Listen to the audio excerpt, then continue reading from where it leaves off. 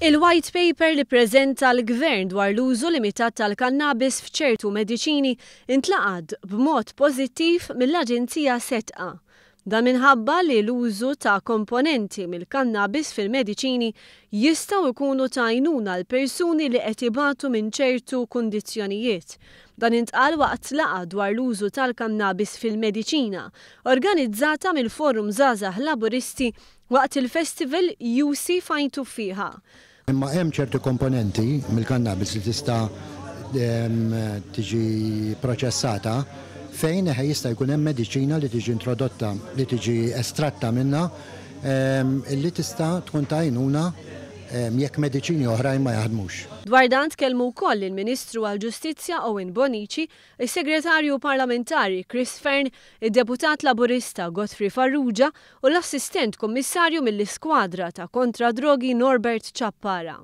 Is-Segretarju Parlamentari Fearn qal li l-użu tal-kannabis f'ċertu mediċina tista' tgħin persuna f'ċerti tipi ta' mart partikolari.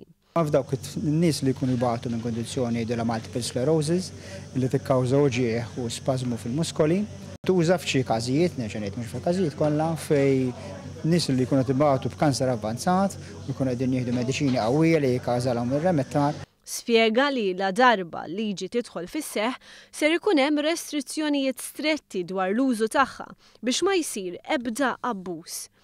Ngħid u nagħmilha ċara li fil-white paper aħna qegħdin nipproponu li l-użu tal-kannabis għal skopi ta' mediċina jkun regolat b'mod strett, tkun biss kontra preskrizzjoni mit-tabib u għal dawk il-mediċini li jkunu importati u mhux mediċini li jew astratti li jkunu magħmulin hawn Malta.